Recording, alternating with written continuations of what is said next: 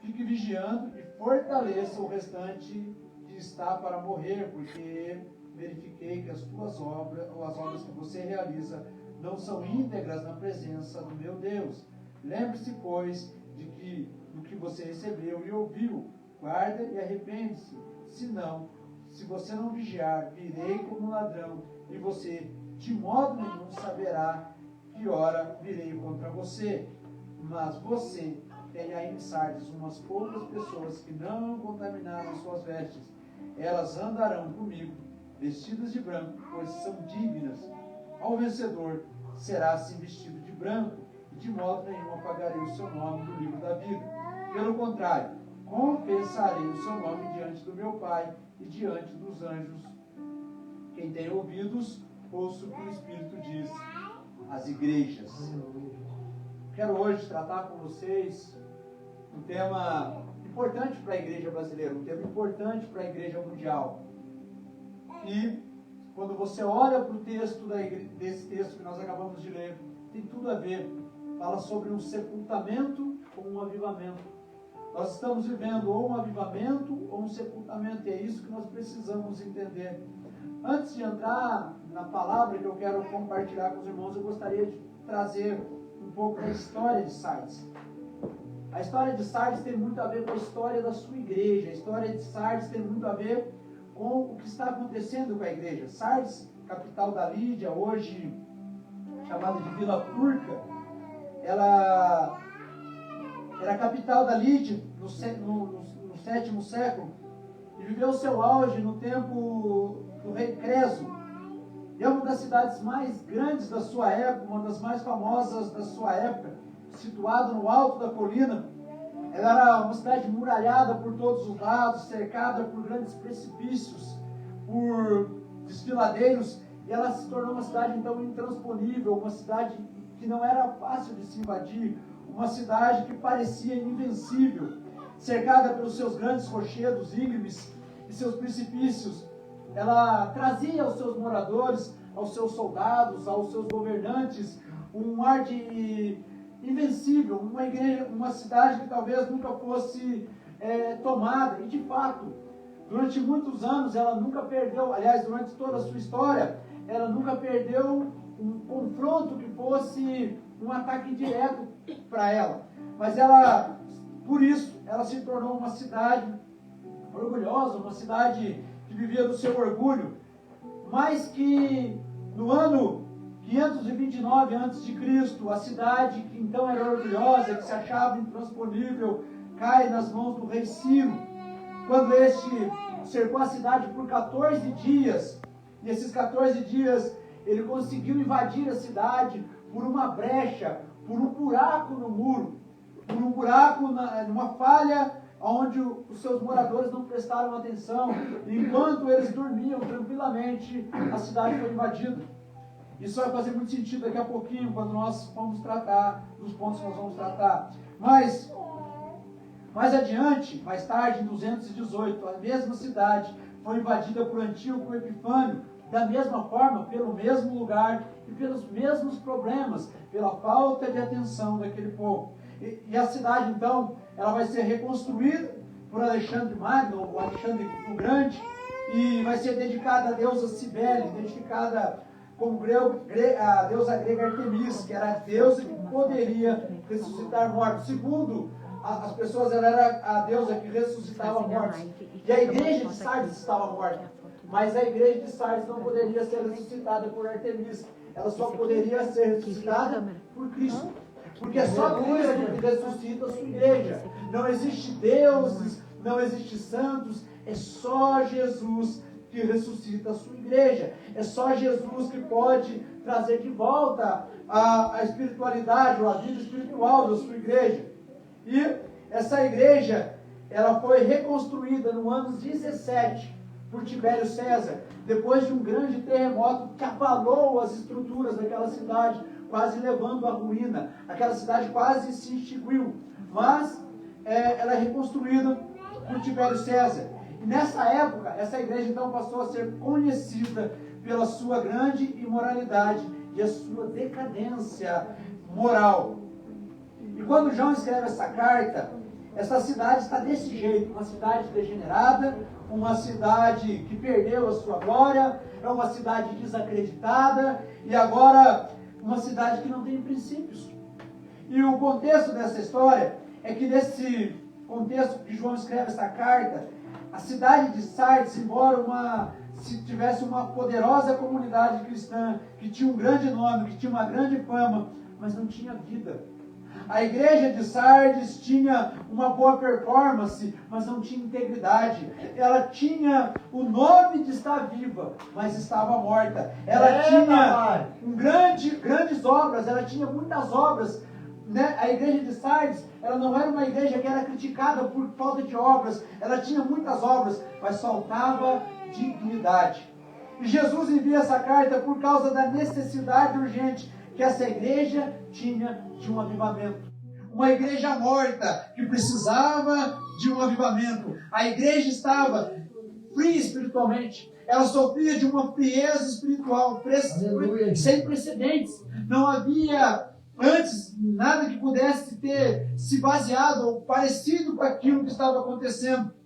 E nós precisamos entender que o primeiro passo para um avivamento é reconhecer a morte espiritual da igreja. Aleluia. Se uma igreja não reconhece a sua morte espiritual, ela não vai ser avivada. E nós vivemos hoje um tempo na igreja brasileira em que nós precisamos ser visitados por aquele que anda no meio dos 7 candeeiros. Nós precisamos e devemos tomar ciência da nossa necessidade de um avivamento. Nós precisamos de um avivamento. Nós precisamos olhar para a igreja que é de Sardes. Por quê? Quando olhamos para a igreja de Sardes, não devemos olhar para ela como uma relíquia, como uma história, como algo que ficou no passado. Mas devemos olhar para ela como quem olhamos para um espelho, como quem olha para si mesmo pensando, aonde eu preciso buscar um avivamento? Nós precisamos nos colocarmos no lugar da igreja de Sardes.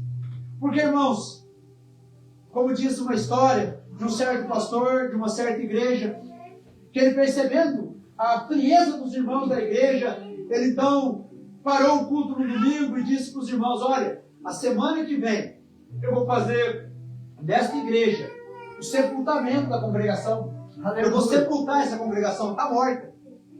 E todo mundo, ele convocou todos os irmãos da igreja e disse, olha, na semana que vem, vocês vêm que nós vamos, vocês podem vir todos, que nós vamos sepultar essa congregação. E todo mundo curioso, apareceu no outro culto para ver o que estava acontecendo. E quando entraram para dentro da igreja, diante do púlpito tinha um caixão, aquele ar sombrio, os irmãos olhando e pensando o que o pastor estava fazendo. O pastor pregou um sermão fúnebre, um sermão de enterro. E ao terminar o sermão, ele pediu para os irmãos se organizarem para olhar dentro do caixão, para ver quem estava sendo sepultado naquele caixão. E os irmãos fizeram uma fila, e ao passarem por aquele caixão, quando eles olhavam para dentro do caixão, eles saíam emocionados, saíam chorando, saíam quebrantados, saíam, irmão, com uma tristeza, uma angústia no coração e chorando.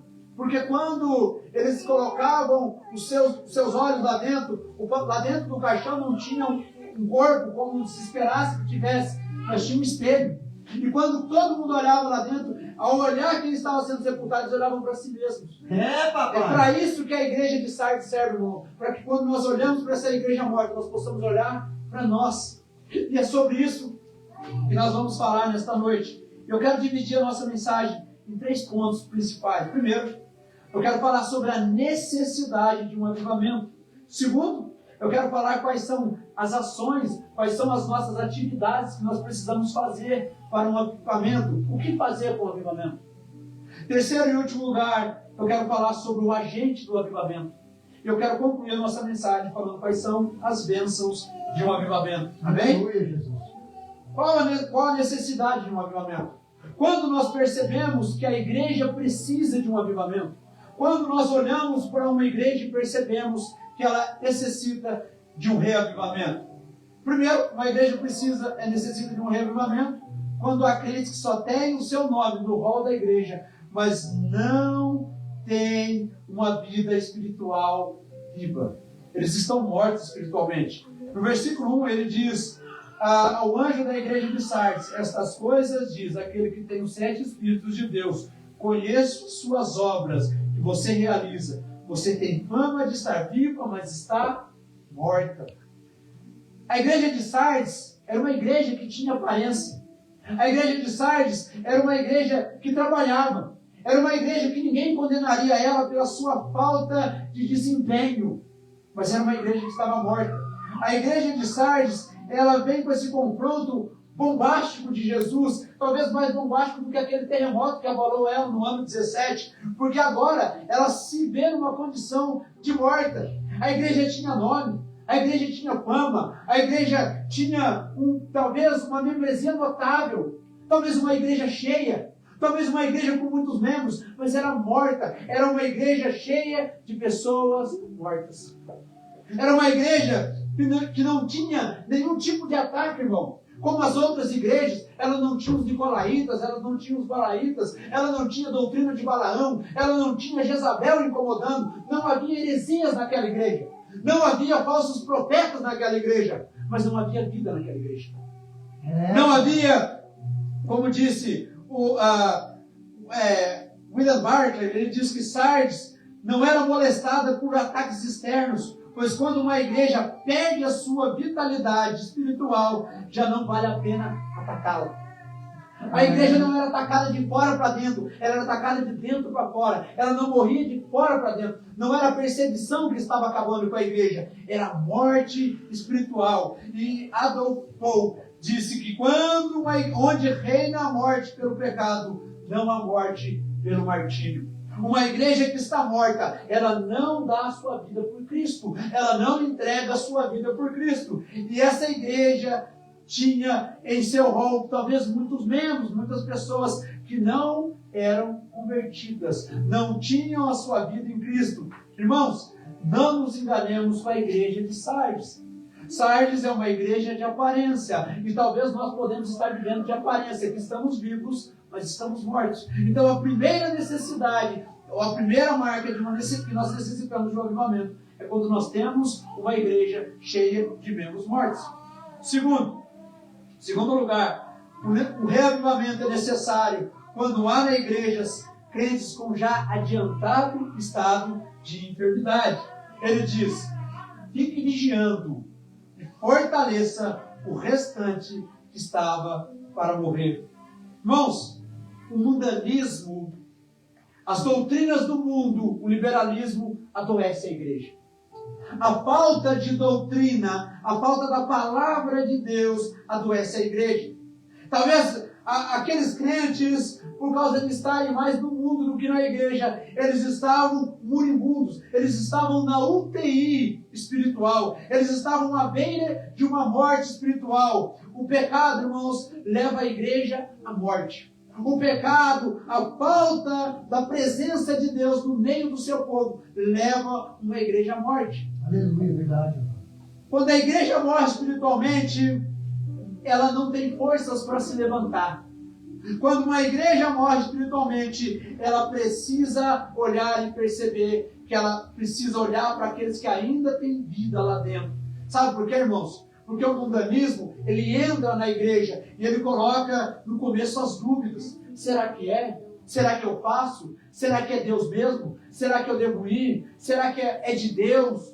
E aí depois ela começa a trazer o desânimo. Será que eu continuo? Será que é da vontade de Deus? Mas eu não queria ir. E por fim, irmãos, ela gera morte espiritual. E uma igreja necessita de um avivamento quando ela está morta espiritualmente. Quando ela está em um avançado estado de enfermidade. Terceiro aspecto de um avivamento. Um avivamento é necessário quando os crentes estejam ativos na igreja, estão ativos na igreja, levam uma vida sem integridade. Quando, na parte B do versículo 2, ele diz assim: porque verifiquei as suas obras que você realiza, mas não são íntegras na presença de Deus. Irmãos, os crentes da igreja de Sardes eram crentes que tinham vida dupla. Eram crentes no domingo e mundanos na segunda.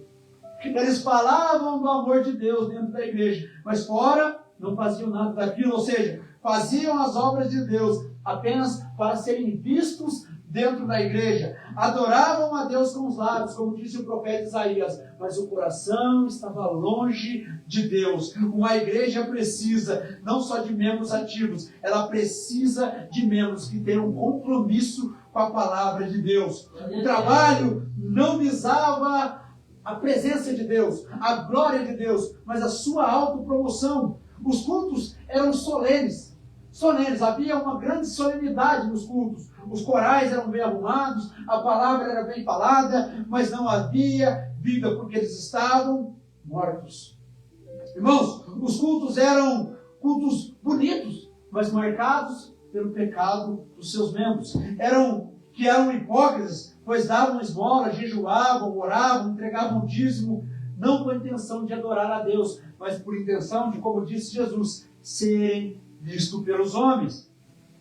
Eles viviam, irmãos, o povo da igreja de Sardes vivia uma simulação de uma fé verdadeira. Pareciam que eram santos, pareciam que estavam vivos, mas estavam mortos. E nós precisamos de um avivamento quando parecemos estar vivos, mas estamos mortos. Em quarto lugar, o reavivamento é necessário quando há crentes se contaminando abertamente com o mundanismo.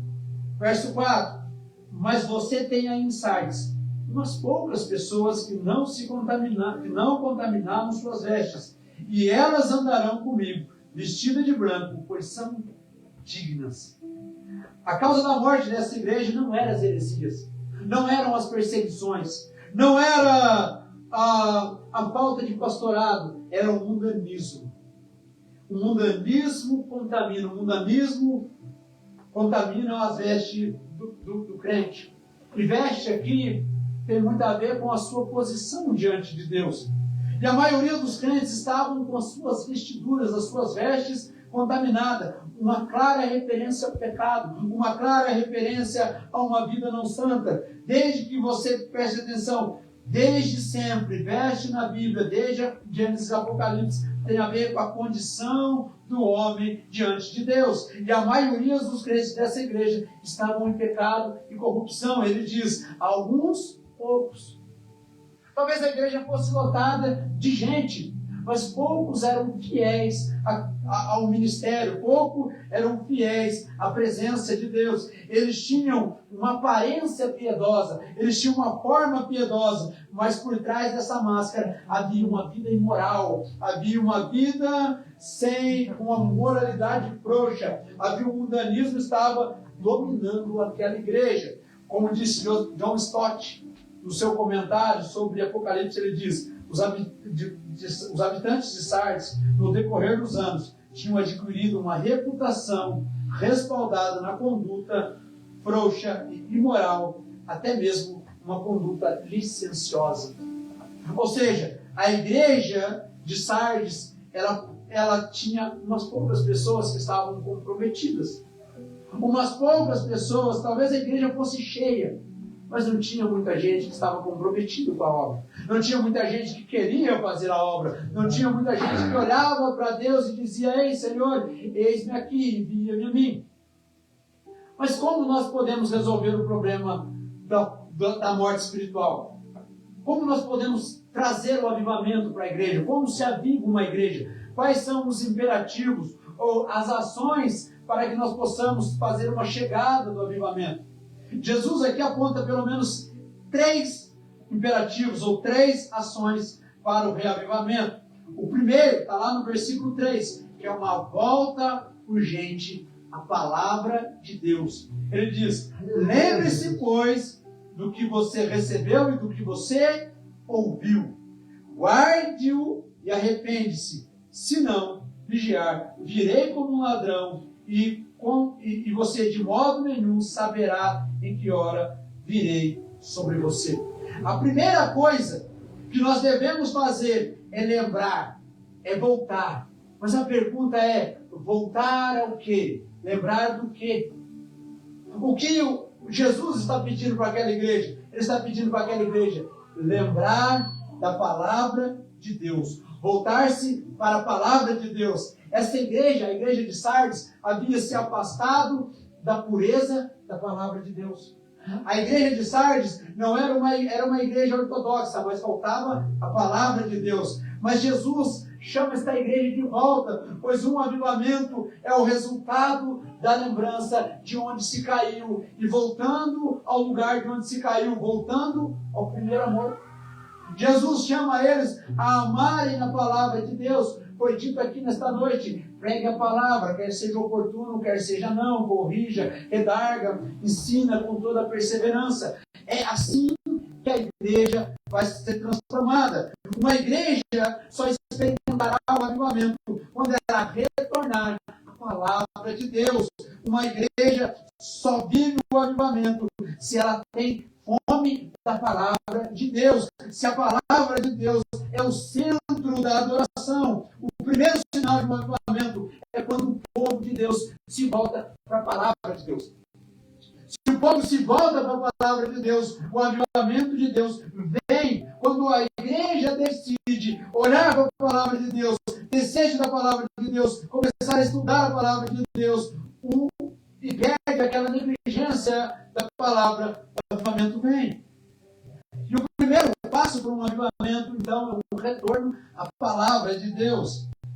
As obras, avivamento, não pode ser comparado, irmãos, a um culto festivo, a um culto de inovações litúrgicas, porque hoje tem tanta inovação, tem gente subindo na parede, é pastor grudando, é irmão rodando, é irmão pulando, é irmão não sei o quê, e não sei o quê, e aí você vai e não tem palavra. Falta palavra. Então, se nós queremos um avivamento, nós não devemos buscar milagres extraordinários, embora Deus opere milagre. Avivamento é o retorno às Escrituras. Eu quero dizer para vocês, ou o avivamento é bíblico, ou ele não vem de Deus. Ou ele está alicerçado na palavra, ou não é palavra de Deus. Mas a segunda ação que nós devemos ter para que o avivamento chegue é uma volta à vigilância espiritual. Versículo 2: fique vigiando e fortaleça o restante que está para morrer. Sabe, irmãos, a cidade de Sardes, ela caiu porque não vigiou. Ela caiu porque ela dormiu. Ela caiu porque, como eu já mencionei, a cidade que era fortalecida, uma cidade forte, uma cidade murada, uma cidade que nunca havia sido invadida, não vigiou, até que no ano 529 caiu pela primeira vez. Mas ela não aprende ao cair a primeira vez, então no ano 229 ela cai de novo. A igreja só cai quando ela não está vigilante. Então, quando Jesus disse, vigiai, porque senão virei contra você como um ladrão, a igreja sabia do que Jesus estava falando. Aquela cidade já havia caído por falta de vigilância. Então, quando Jesus diz, ei, fique vigilante, Jesus está dizendo, vocês sabem o que acontece quando não vigiam. Vocês sabem quando acontece quando vocês não prestam atenção. Vocês sabem o que acontece quando vocês não prestam atenção nas coisas que estão fazendo. Então, Jesus, ele passa a dizer para eles, vocês sabem como é não vigiar. Então, ele viria como um ladrão sobre eles. Então, assim, para aqueles que pensam que estão salvos, para aqueles que pensam que estão andando no bom caminho, é bom vigiar. É bom vigiar. Jesus disse, vigiai e orai. Vigiai e buscar a presença de Deus. Então, a igreja precisa ser vigilante contra o seu inimigo. Efésios capítulo 6, Jesus fala a respeito disso. Paulo escreve a respeito disso. Então, os crentes devem fugir de situações, de lugares, de ambientes que podem ser gastos dos seus pés. Nós devemos, o irmão falou aqui hoje, Salmo 1, bem-aventurado o homem que não anda segundo o conselho dos ímpios, nem se assenta no caminho dos pecadores, nem se detém nas rodas dos escarnecedores. Antes o teu prazer está na lei do Senhor, nela medita de dia e de noite, porque ele será como árvore plantada junto ao ribeiro, no devido tempo dá o seu fruto. Então, como Jesus espera que nós hajamos? Como pessoas que não andam em caminhos que podem ser laços para nós. Provérbios 16 diz, há caminhos que ao homem parecem bons, mas o final dele é morte. Nós podemos, irmãos, e devemos ficar vigilantes. Em Sardes, havia muitos que estavam sonolentos. Na igreja hoje, há muitos que estão sonolentos. Na igreja de Sardes, Jesus nos chama para despertar do sono. Na igreja de hoje, Deus nos chama a despertar do nosso sono espiritual. Ele diz, lá em Efésios capítulo 5, versículo 14, Paulo escreve à igreja e diz, por isso que foi dito: desperta, ó tu que dormes, levanta dentre os mortos, e Cristo resplandecerá sobre ti. Então nós precisamos, se nós queremos voltar, nós queremos que o avivamento venha sobre a igreja, nós precisamos ter uma volta vigilante espiritual. Não podemos estar distraídos. Não podemos andar distraídos como se o inimigo não estivesse aí. 1 de Pedro, capítulo 5, versículo 8, o apóstolo diz: irmãos, sede sóbrios e vigilantes, porque o vosso inimigo, o diabo, anda em redor como um leão, buscando a quem possa tragar. Então vamos vigiar. Glória a Deus. Qual a terceira ação que nós devemos fazer para buscar a santidade? Para que venha o avivamento? É uma volta à santidade. Versículo 4, ele diz assim, ó: mas você tem aí em Sardes umas poucas pessoas que não contaminaram as suas vestes. Elas andarão comigo vestidas de branco, pois são dignas. Jesus disse que havia umas poucas pessoas que estavam puras, que não haviam se contaminado. O sono espiritual, a morte espiritual havia atingido quase toda a cidade, quase toda a igreja, quase todos os fiéis em Cristo. Mas o que me choca aqui é o fato que Sardes tinha uma igreja robusta, uma igreja cheia, uma igreja pomposa, mas nela só haviam alguns que não haviam se contaminado com o mundo. Haviam poucos que eram verdadeiros. Irmãos, hoje é diferente. A igreja às vezes está cheia, mas são poucos os fiéis. São poucos aqueles que estão andando em santidade. E a Bíblia nos diz em Hebreus capítulo 12, versículo 14: buscai a paz com todos. E a santificação, sem qual ninguém verá a Deus. Irmãos, Jesus condena a igreja, pois a maioria deles estavam sem santidade. Olha só que interessante. Zacarias capítulo 3, do versículo 3 ao 5, quando Deus vai falar com Zacarias a respeito do profeta Josué, ele coloca as vestes de Josué como sendo o ponto de sua santidade. Ele diz assim: ora, Josué estava diante do anjo, vestido com roupas muito sujas.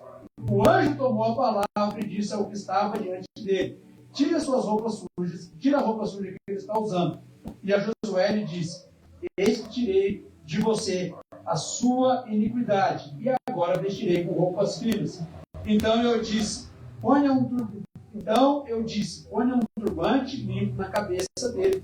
Puseram um turbante limpo na cabeça dele e o vestiram na presença do anjo do Senhor. Irmãos, veste na Bíblia tem a ver com santidade.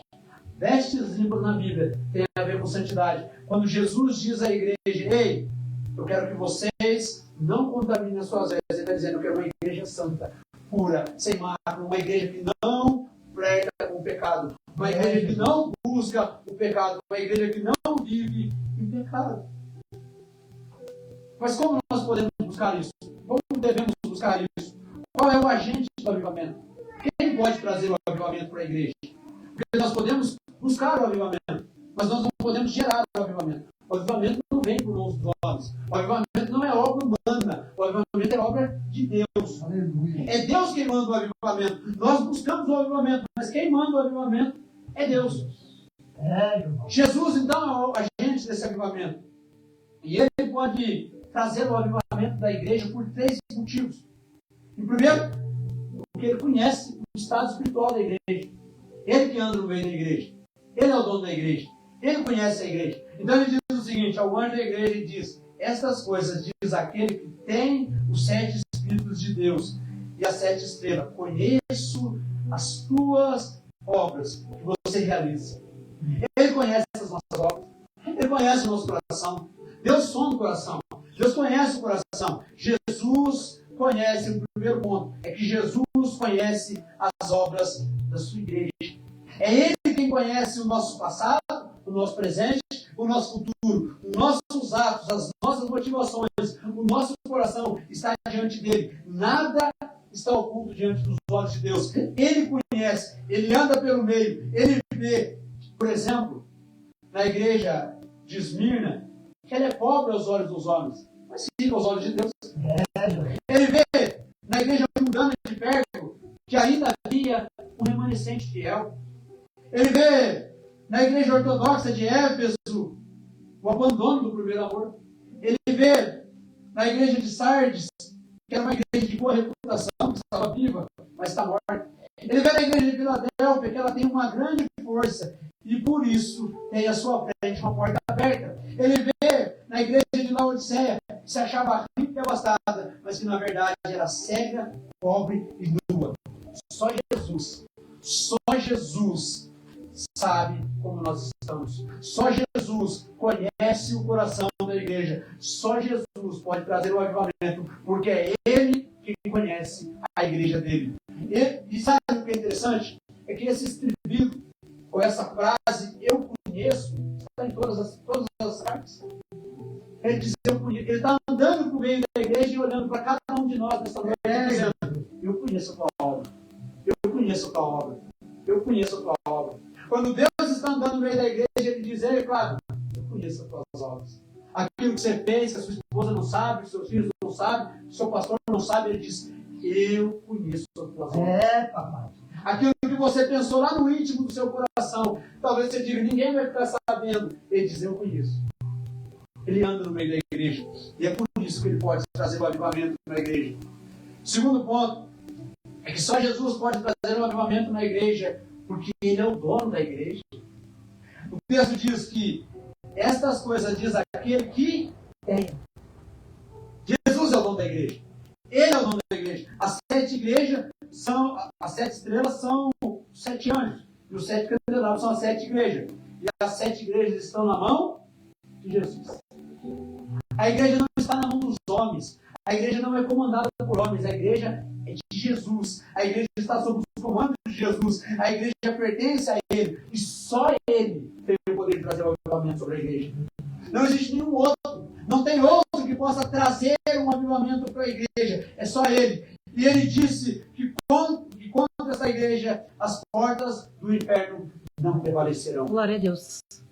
Jesus disse, contra as portas da igreja que Ele edificou, as portas do inferno não prevalecerão. Então, só Jesus pode trazer um avivamento e restaurar a igreja brasileira da sua frieza espiritual, das cinzas que nós estamos vivendo, e reacender um fogo no altar da igreja brasileira.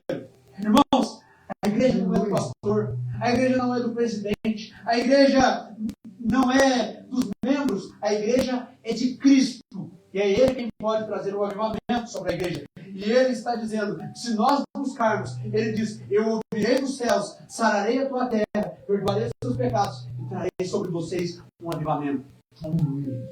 Mas em terceiro lugar, Jesus reaviva a igreja porque só Ele tem os 7 espíritos. E é pelo meio do espírito que Ele vai reavivar a igreja.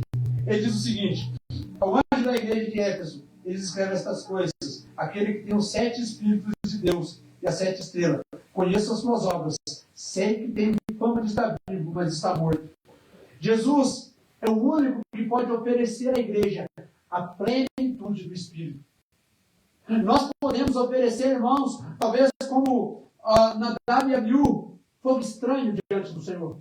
Nós podemos forjar o avivamento, nós podemos maquiar o avivamento, mas o avivamento só vem quando o Espírito Santo vem à igreja. Em Pentecostes, irmãos, enquanto os irmãos oravam, não havia avivamento, mas de repente, viu-se no meio deles línguas como de fogo, e o avivamento chegou, e a igreja cresceu, e a igreja foi se transformando, até que se tornou o que nós temos aqui hoje. Então, o avivamento vem quando Deus, como fez com Ezequiel estava andando por um vale de ossos secos, em Ezequiel 37, e de repente ele vê, os ossos estão sequíssimos. E Deus olha para ele e pergunta para ele o que talvez Deus pergunta para nós hoje da igreja brasileira: tem como a igreja brasileira sair desse vale de ossos secos? E às vezes nós temos que olhar para Deus, talvez incrédulo. Irmãos, eu não sei vocês, mas eu imagino que o profeta olhando incrédulo para aquilo dizendo: Senhor, eu não vou nem dar convite. Olha, por mim, não dá nada. E às vezes nós olhamos para a igreja e dizemos: por mim não dá nada.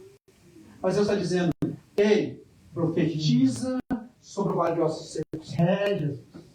Fala sobre os ossos. Pede ao Espírito profetiza ao Espírito dos quatro ventos. E o Espírito de Deus reaviva a igreja. Não são as nossas campanhas que reavivam a igreja, irmãos. Não são os nossos bons pregadores que reavivam a igreja. É o Espírito Santo que reaviva a igreja. Nós podemos ter os melhores pregadores, mas se nós não tivermos uma vida de oração, uma vida de santidade, uma vida longe do mundo, o avivamento não vem. Deus não opera o seu milagre. E o Espírito Santo que dá a vida à igreja morta não pode vir. Nós devemos clamar: Espírito Santo, sopra sobre a igreja. Citando de novo John Stott, ele diz no seu comentário sobre Apocalipse, ele diz assim, aliás, seu comentário sobre Hebreus, ele diz o seguinte: antes de enviar a igreja ao mundo, Deus envia o Espírito Santo à igreja. Porque uma igreja com o Espírito Santo é uma igreja que prega o Evangelho, é uma igreja que salva vidas, é uma igreja que é capaz de transformar o mundo, como disse John Wesley, dele 100 homens que não temam nada, senão pecado, e eu mudarei este país. Então, irmãos, eu quero concluir a minha mensagem dizendo para vocês quais são as bênçãos do avivamento. O que o avivamento pode trazer para nós? Bom, avivamento pode trazer duas coisas. Primeiro, santidade no presente e glória no futuro. Aleluia, Jesus. O vencedor será vestido de vestes brancas, irmão. Você vai estar andando no céu de vestes brancas, vestes limpas. O pecado não mais terá domínio sobre vós. O pecado não mais andará. Você, irmãos, porque não adianta uma igreja que tem um membro que tem o seu nome escrito no rol de membros da igreja, mas não tem o seu nome escrito no livro da vida. Então nós precisamos olhar para a igreja e dizer: meu nome está no rol de membros, mas também está no livro da vida. Jesus promete que ao vencedor ele vai receber alegria, pureza, felicidade, porque sem santificação ninguém. Glória a Deus! Aleluia, Jesus. Irmãos, quem se envergonhar de Deus aqui, Deus vai se envergonhar dele lá. Verdade. Então, por isso que nós devemos ser uma igreja viva, uma igreja pujante, uma igreja que não se afasta das palavras de Deus. Irmãos, se nós queremos uma igreja reavivada, uma igreja sepultada, se nós queremos chegar aqui um dia e não encontrarmos um caixão na frente do púlpito, e o pastor dizendo: não, vamos sepultar essa congregação, nós devemos nos voltar para Deus de todo o coração, como diz lá em 2 Crônicas 7,14, ele diz: olha, se vocês se virarem para o meu templo e orarem, eu ouvirei dos céus, perdoarei os seus pecados, sararei a tua terra. Ele virá ao nosso encontro. Vamos levantar? Irmãos, nós precisamos nos posicionar como igreja não morta mais. Nós não podemos nos acostumar com a frieza. Nós não podemos nos acostumar com a falta dos membros na igreja. Nós não podemos nos acostumar com a falta de palavra na igreja. Nós não podemos nos acostumar com o movimento da igreja. Nós devemos buscar o Espírito Santo, irmãos, porque nós não devemos só ter o Espírito Santo presente. Nós devemos ter o Espírito Santo presidente sobre as nossas vidas. Ele tem que comandar os nossos passos. Todos os dias, em todo o tempo, devemos buscar a presença de Deus e o avivamento da igreja em nome do Senhor Jesus Cristo. Amém? Vamos fechar os olhos. Pai, nós te pedimos nesta noite, Senhor, reaviva as tuas obras no meio dos anos, Pai. Fala com a tua igreja, Senhor. Derrama sobre este lugar, sobre esta casa, sobre esta família, sobre este pastor, sobre esta obra, Senhor, as tuas mãos, as tuas bênçãos, Pai. Que o teu Espírito Santo jamais se aparte desta casa, Senhor. Que o Senhor possa, Senhor, levar o teu servo a um nível de santidade, Senhor. Que a igreja possa reconhecê-lo. Que o mundo possa enxergá-lo, Pai. E que o Senhor possa colocar o nome dele no livro da vida, Pai. Leva esta igreja, Senhor. Acrescenta menos a esta obra, Senhor. Fortifica os joelhos do teu filho, Pai. E coloca o Senhor diante dessa cidade, Pai. Levanta esta obra, Senhor. Nós oramos em nome de Jesus, Pai. Coloca o teu filho no lugar, Senhor, em que o Senhor colocou no coração dele. Nós oramos, ó Deus, por esta igreja. Nós oramos pelo derramar do Espírito Santo sobre esta igreja, Pai. Vem, Senhor, visita esta congregação. Envia, Senhor, homens, mulheres, servos e servas para contribuir nesta obra, para trabalhar nesta obra, Pai, para palavra que foi lançada sobre o coração dele, Pai. Porque no dia, Senhor, em que esta igreja se mudar, no dia que o Senhor levantar um lugar para esta igreja, o nome do Senhor será glorificado nesta igreja e sobre a vida do teu servo, em nome do